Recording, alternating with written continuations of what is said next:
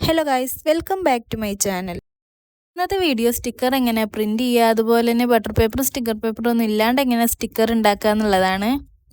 ആദ്യം പ്രിൻറ്റ് ചെയ്യണത് നോക്കാം. അതിന് വേണ്ടിയിട്ട് പിൻട്രസ്റ്റിൽ നിന്ന് കുറച്ച് പിക്ചേഴ്സ് ഗാലറിയിലേക്ക് ഒന്ന് ഡൗൺലോഡ് ചെയ്യുക. അപ്പോൾ എങ്ങനെ ഡൗൺലോഡ് ചെയ്യുക എന്നുള്ളതാണ് ഈ കാണിക്കുന്നത്. ഒരുവിധം എല്ലാവർക്കും അറിയുണ്ടാവും. അപ്പോൾ എന്തെങ്കിലും ഡൗട്ട്സ് ഉണ്ടെങ്കിൽ കമൻറ്റ് ചെയ്താൽ മതി. അതിന് ശേഷം ക്യാൻവയിലാണ് എഡിറ്റ് ചെയ്യണത്. അപ്പോൾ ക്യാൻവ ഓപ്പൺ ചെയ്തിട്ട് അതിൽ A3 ഡോക്യുമെൻ്റ് എന്നൊന്ന് സെർച്ച് ചെയ്യുക. അപ്പം ഇതുപോലെ കുറേ വരും. അതിൽ നിന്ന് ക്രിയേറ്റ് ബ്ലാങ്ക് എന്നുള്ളത് സെലക്ട് ചെയ്യുക.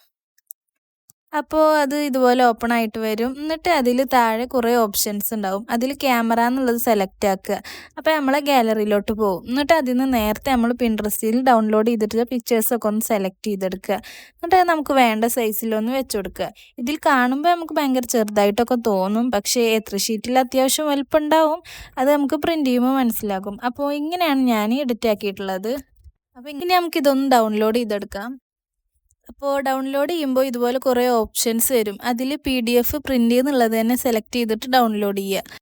അതിനുശേഷം ഡൗൺലോഡ് ആയിട്ട് കഴിയുമ്പോൾ നമുക്ക് പ്രിൻ്റ് ചെയ്യേണ്ട ഷോപ്പിൽ അവരുടെ മെയിൽ IDയിലിട്ടോ അല്ലെങ്കിൽ ഈ വാട്സപ്പിൽ ഡോക്യുമെൻ്റ് ആയിട്ടോ ഒന്ന് സെൻഡ് ചെയ്ത് കൊടുത്താൽ മതി. അങ്ങനെ ഞാൻ 2 ഷീറ്റ് പ്രിൻ്റ് ചെയ്തെടുത്തിട്ടുണ്ട്. അപ്പോൾ ഇത് അത്യാവശ്യം നല്ല വലിപ്പമുണ്ട്, നല്ല ക്വാളിറ്റി ഉണ്ട്.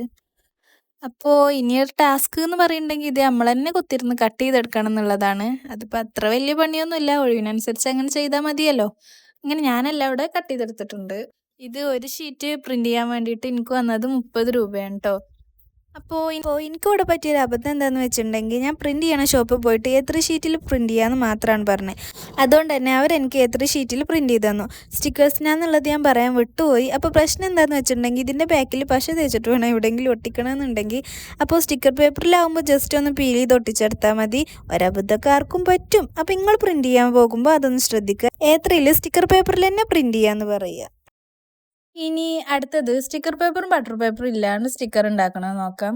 ആദ്യം നമുക്ക് വേണ്ട പിക്ചറൊക്കെ ഒന്ന് വരച്ചെടുക്കുക. എപ്പോഴും പറയണ പോലെ തന്നെ പിൻട്രസ്റ്റിൽ നോക്കിയിട്ടാണ് ഇതൊക്കെ ഞാൻ വരച്ചെടുത്തിട്ടുള്ളത്. ശേഷം ഒരു ബ്ലാക്ക് പെൻ വെച്ചിട്ട് ഇതൊക്കെ ഒന്ന് ഔട്ട്ലൈൻ ചെയ്തെടുക്കും. നിങ്ങളെ കയ്യിൽ ബ്ലാക്ക് പെൻ മാർക്കർ ഉണ്ടെങ്കിൽ അത് വെച്ചിട്ട് വരച്ചെടുത്താലും മതി. ഇവിടെ ഇപ്പോൾ ഞാൻ എടുത്തിട്ടുള്ളത് ഡോംസിൻ്റെ ബ്ലാക്ക് പെന്നാണ്. ഇത് ഞാൻ ഫസ്റ്റ് ടൈമാണ് യൂസ് ആക്കുന്നത്. ഭയങ്കര അടിപൊളിയാണ്. ശരിക്കും മാർക്കർ വെച്ചിട്ട് വരച്ച പോലെ തന്നെ ഉണ്ട് ഇത് കാണാനായിട്ട്. ശേഷം ഞാൻ ആദ്യം പെൻസിൽ വെച്ചിട്ട് വരഞ്ഞെടുത്തതൊക്കെ ഒന്ന് എറേസ് ചെയ്ത് കൊടുത്തു. എന്നിട്ട് എല്ലാം ഒന്ന് കളർ ചെയ്തെടുക്കുന്നുണ്ട്. പിന്നെ വരച്ച ചിത്രം മുഴുവനും ഹെലോ കിറ്റീൻ്റെ ആയതുകൊണ്ട് കളർ ചെയ്യാനും സിമ്പിളാണ്. ഒരു പിങ്കും പിന്നെ ഒരു ഡാർക്ക് റോസും മാത്രം മതി. എല്ലാം കൊടുത്തു കഴിഞ്ഞപ്പോൾ ആകെ മൊത്തം ഒരു പിങ്ക് മാറ്റ്. നിങ്ങൾക്ക് ഇഷ്ടമുള്ള പിക്ചർ വരച്ചെടുക്കാം കേട്ടോ. ഞാനിപ്പോൾ ഇത് വരച്ചു എന്നുള്ളൂ. അതിൻ്റെ പിന്നിൽ വേറൊരു ലക്ഷ്യം കൂടെ ഉണ്ട്. അത് അടുത്ത വീഡിയോയിലോ ഏതെങ്കിലും ഒരു വീഡിയോയിലിട്ട് നിങ്ങൾക്ക് മനസ്സിലാവും. എന്നിട്ട് ഓരോന്നൊന്ന് കട്ട് ചെയ്തെടുക്കാം. ആദ്യം റഫായിട്ടൊന്ന് കട്ട് ചെയ്യുക. പിന്നെ കുറച്ച് വൈറ്റ് വശം വിട്ട് കൊടുത്തിട്ടും കൂടെ ഒന്ന് കട്ട് ചെയ്തെടുക്കുക. അപ്പോഴാണല്ലോ ആ സ്റ്റിക്കറിൻ്റെ ഒരു ഭംഗി.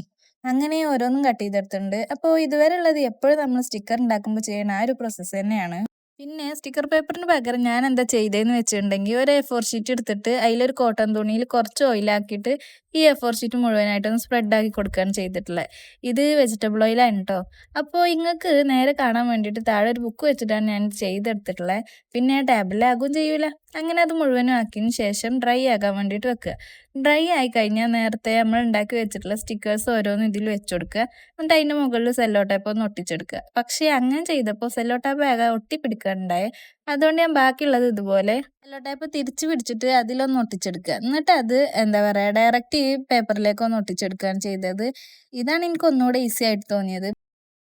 എന്നിട്ട് നമുക്ക് ഇത് ഓരോന്നും കട്ട് ചെയ്ത് കൊടുക്കാം. അപ്പോൾ കട്ട് ചെയ്യുമ്പോൾ ശ്രദ്ധിക്കേണ്ട കാര്യം എന്താണെന്ന് വെച്ചിട്ടുണ്ടെങ്കിൽ നമ്മൾ ഉണ്ടാക്കിയ സ്റ്റിക്കറിനേക്കാളും കുറച്ചധികം വിട്ടെടുത്തിട്ട് വേണം കട്ട് ചെയ്യാൻ. അങ്ങനെ എല്ലാം നമ്മൾ കട്ട് ചെയ്തെടുത്തിട്ടുണ്ട്. ഇനിയിപ്പോൾ തൊട്ടിക്കണം എന്നുണ്ടെങ്കിൽ ഇതിൻ്റെ ബാക്കിൽ പേപ്പർ ഒന്ന് പറിച്ചെടുത്തിട്ട് എവിടെ വേണ്ട വെച്ചാൽ അവിടെ ഡയറക്റ്റ് ഒന്ന് ഒട്ടിച്ചു കൊടുത്താൽ മതി. അപ്പോൾ അത്രയേ ഉള്ളൂ. വീഡിയോ ഇഷ്ടമായിട്ടുണ്ടെങ്കിൽ ചാനലൊന്ന് സബ്സ്ക്രൈബ് ചെയ്യുക, പിന്നെ ലൈക്ക് ചെയ്യുക, ഷെയർ ചെയ്യുക. പിന്നെ നിങ്ങൾക്ക് എന്തെങ്കിലും വീഡിയോസ് സജസ്റ്റ് ചെയ്യുകയാണെങ്കിൽ ഒന്ന് കമൻറ്റ് ബോക്സിൽ പറയുക. അപ്പോൾ അത്രയേ ഉള്ളൂ. ബൈ.